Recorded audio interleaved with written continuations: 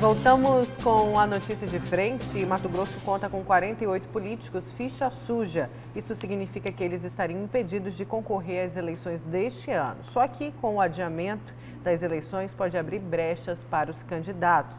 A Sêmia Mauad traz os detalhes.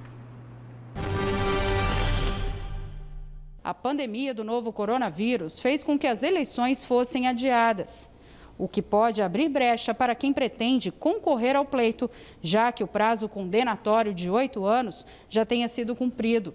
O advogado Leline Povas explica melhor essa situação. Recentemente foi feita uma consulta no Tribunal Superior Eleitoral exatamente sobre esse tema.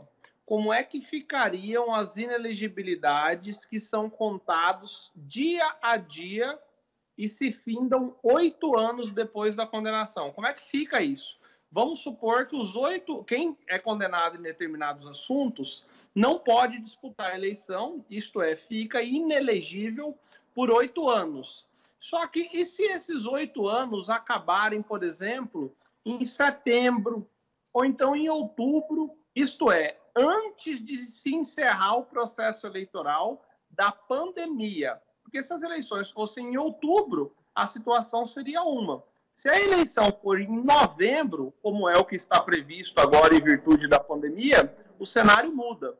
E aí fizeram esse questionamento para o Tribunal Superior Eleitoral. Esse prazo de 8 anos, ele vai ser estendido ou não? O Tribunal Superior Eleitoral recebeu um posicionamento na linha de que não haverá alteração. Se o prazo se encerrar antes, evidentemente que o político não vai ficar inelegível e vai poder disputar o processo eleitoral. Mato Grosso conta com 48 políticos ficha suja e que tiveram o mandato cassado por 8 anos.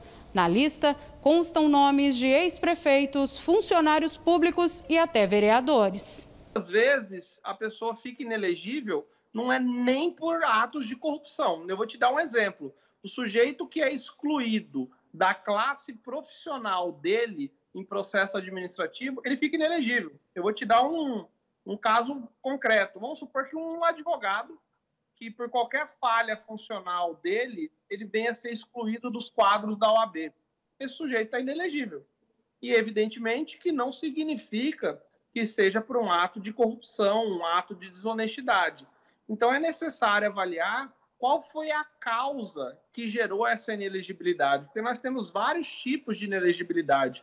É lógico que muitas delas são relacionadas a atos aí de boa gestão e de honestidade, mas também existem as hipóteses que não têm nenhuma vinculação com desonestidade. Mato Grosso é o 12º estado em número de fichas sujas que poderão retornar à política. A lei da ficha limpa vem com o objetivo de combater a corrupção. Gerado mais restrição e discussão no âmbito dos tribunais acerca de inelegibilidade por uma condenação, são 2 casos típicos. Primeiro, a rejeição de contas, isto é, os agentes políticos que administram recursos públicos e depois têm suas contas rejeitadas, e também aqueles que são condenados por improbidade administrativa. Essas 2 hipóteses são bem corriqueiras de levar a uma eventual impugnação de registro de candidatura para a Justiça Eleitoral. Com imagens de Roberto Garcia e apoio técnico de Elton Júnior, Sêmia Mauad para a Notícia de Frente. Obrigada, Sêmia. Antero, seu destaque. Olha, meu destaque é o seguinte. Meu destaque é que o advogado nacional do Partido dos Trabalhadores, o advogado nacional do PT, ele já informou à imprensa brasileira que vai fazer todo o empenho possível, vejam o absurdo disso aqui, para que seja julgado o processo da suspeição do Sérgio Moro nos processos contra o Lula. O relator desse processo é o ministro Gilmar Mendes, que já deu toda a sinalização que o Sérgio Moro, por uma série de motivos, no entender do ministro Gilmar Mendes, perdeu a questão da imparcialidade e que, por isso, a tendência é de julgar, assim, que tem que anular as condenações do Lula. Anulada a condenação do Lula, ele vai poder ser candidato nas eleições de 2022, como querem Lula e Bolsonaro. Porque para o Bolsonaro é melhor enfrentar o Lula. Para o Lula é melhor enfrentar o Bolsonaro. A única chance que o Bolsonaro vê é se ele novamente enfrentar o PT, é se ele novamente enfrentar o Lula. E para o Lula, a única chance que tem é enfrentar o Bolsonaro. Bom, mas o que isso tem a ver com o Supremo Tribunal Federal? É que essa votação vai ser na segunda turma. E por que é que esse prazo aí que o advogado do PT está falando? No início de novembro. Porque, senhoras e senhores, no dia 1º de novembro, será compulsoriamente aposentado o ministro Celso de Mello, o decano Celso de Mello. E aí, a segunda turma vai ficar com 4 ministros. No direito penal, no direito criminal, se der 2-2, beneficia o réu.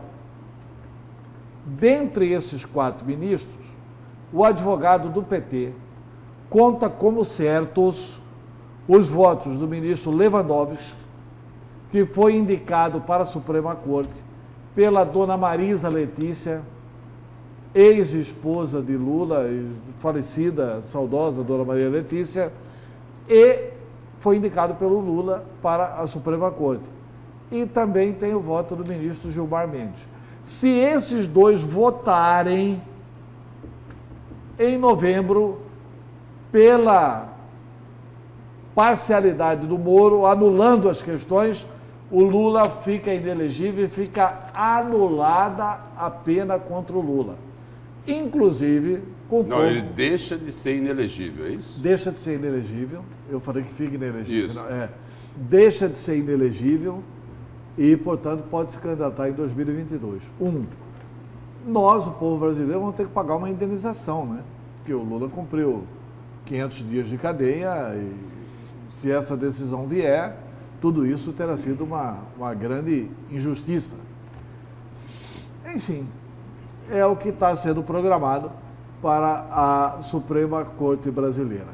Porque, com a aposentadoria do Celso de Mello, o presidente Jair Bolsonaro vai ter que indicar um ministro para o Supremo. Essa indicação tem que passar pelo Senado. Aí, chegando no Senado, tem que ir para a Comissão de Constituição e Justiça, tem que ver a legalidade disso, tem que marcar a data da sabatina. Vai levar 15 a 20 dias a 30 dias para discutir quem será o novo ministro do Supremo. Enquanto isso não acontece, vão ficar 4 ministros na segunda turma. Dá 2-2, agrada o Lula, agrada o PT, agrada o Bolsonaro, consolida o acordão, só que tem um problema. Isso pode beneficiar a todos os que foram condenados na Lava Jato. Enfim, é o que o PT está anunciando que vem por aí. Vamos então, gente?